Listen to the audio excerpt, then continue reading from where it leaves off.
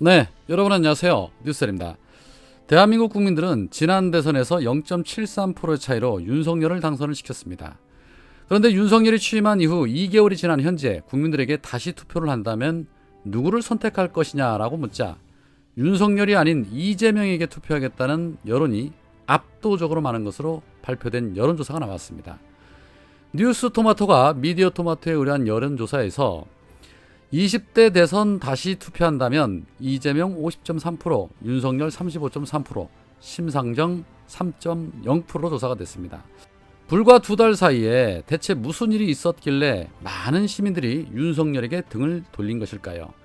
길게 볼 것도 없이 2달 지켜본 결과 더는 두고 볼 필요가 없다고 판단한 그 이유, 앞선 여론조사에서도 나타났지만 능력과 자질이 안 된다는 것이고 국민과의 소통은 없고 오로지 독단적인 행보를 걸으면서 민생을 살피지 않는 부분에 대해서 국민들은 심판하고 있는 것입니다. 윤석열 국정운영 지지도에서는 잘하고 있다는 응답이 32.6%였고 못하고 있다는 응답이 무려 64.7%로 조사가 됐습니다.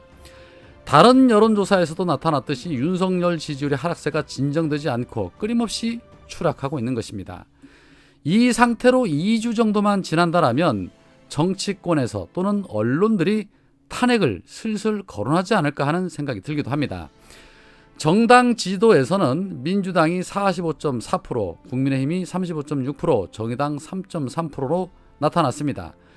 국임당의 지지율이 2.3% 하락을 했는데 윤석열과 더불어서 집권 여당이 제 몫을 못하고 있다고 평가하고 있는 것입니다. 또한 한국갤럽이 발표한 여론조사에서는 윤석열의 국정수행 긍정평가가 5주째 하락하면서 32%를 기록을 했습니다. 반면에 부정평가는 53%로 조사가 됐습니다. 나머지 15%의 시민들은 답변을 유보했는데 이 답변을 유보했다는 것은 부정적인 평가 수치가 더 높다는 것을 충분히 추측할 수 있는 부분이죠. 갤럽 조사에서도 부정평가 이유에서 인사 문제가 26%, 경험과 자질 부족, 무능함이라는 응답이 11%를 기록했습니다. 결국에는 독단적이고 무능한 것이 지지율 하락의 원인이라고 국민들은 판단하고 있는 것입니다.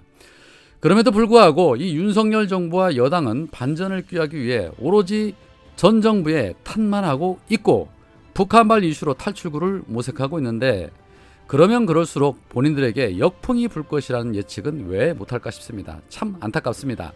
민생을 살피는데 주력을 해도 힘이 턱없이 부족할 판에 우선순위를 모르고 남의 당 일에는 또 왜 그렇게 관심이 많은지 끊임없이 또 이재명 의원에 대한 공격은 멈추지 않고 있었습니다.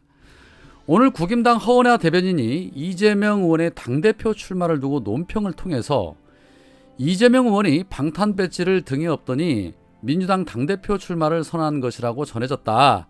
지난 재보궐선거 출마 선언 기자회견에서 정치인의 숙명인 무한 책임을 철저히 이행하겠다던 이재명 의원이었지만 그때나 지금이나 한치의 변화도 없는 여전히 무책임이라고 비판하면서 현재 진행형인 모든 사법 리스크는 부메랑이 되어 결국 민주당으로 돌아가게 될 것이다 라고 입을 털었습니다. 야당 대표가 리스크가 있으면 본인들 입장에서는 당연히 반겨야 할 일일 텐데 왜 이렇게 부들부들하며 난리를 피우는 건지 참 납득이 안 갑니다. 본인 당 당대표도 해결을 못하는 사람들이 왜 남의 당 일에 이래라 저래라 오지랖을 보이는 것일까요? 겁나는 것이죠. 무서운 겁니다. 여론조사에서도 나타났듯이 이재명의 진 면목이 나타날까봐 윤석열 정부의 무능이 이재명 의원의 등장으로 인해서 더더욱 부각될까봐 두려운 겁니다. 비교가 돼도 너무 크게 비교가 될까봐 겁나는 것이죠. 국임당의 이런 입장이야말로 본인들 스스로가 이재명이 인재라는 것을 인정하는 것이고 현 시국을 타개할 수 있는 인물이라는 것을 자백하는 결과라고 생각을 합니다. 사법 리스크라는 말 어쩌면 그렇게 민주당 내 호박 의원들과 똑같은 소리를 하는지 모르겠습니다. 저는 이재명 의원 보면서 드는 생각이 과거 김대중 전 대통령이 오버랩됩니다.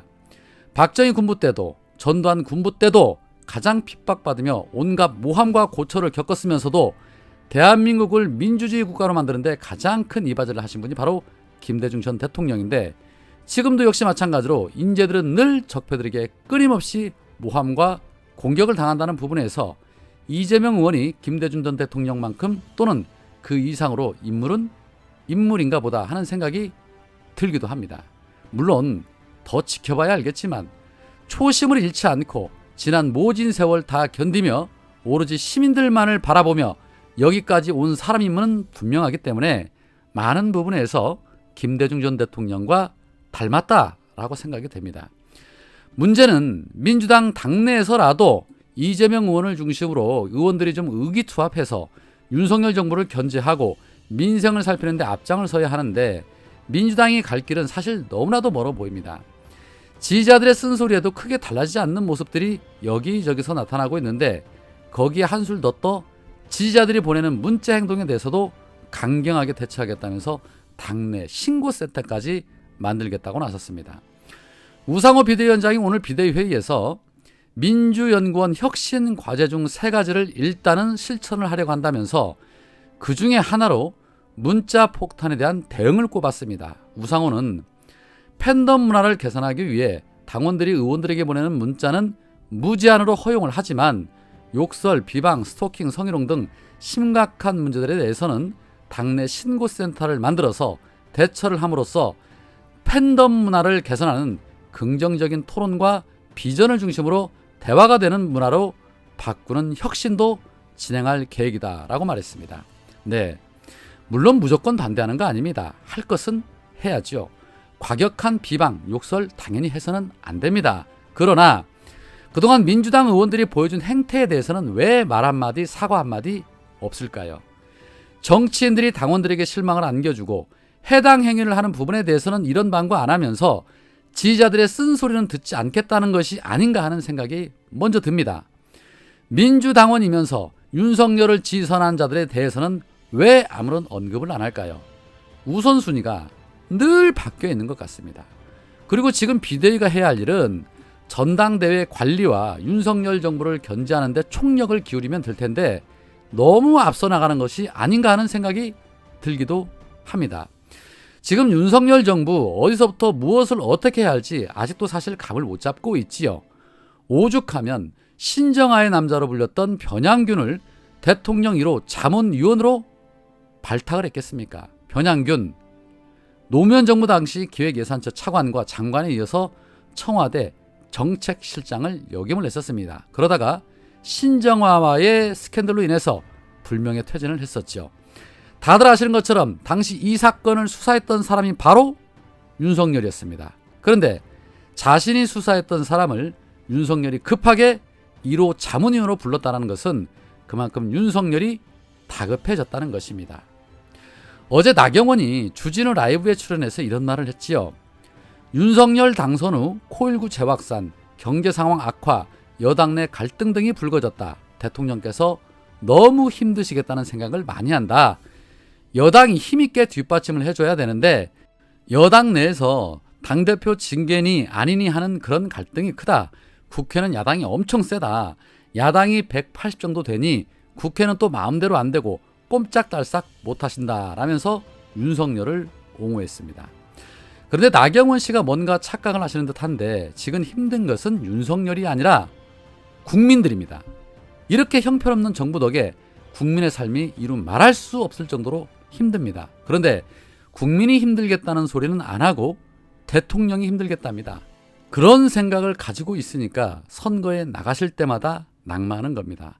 좀 현실을 직시하시기 바랍니다. 오늘은 여기까지입니다. 고맙습니다.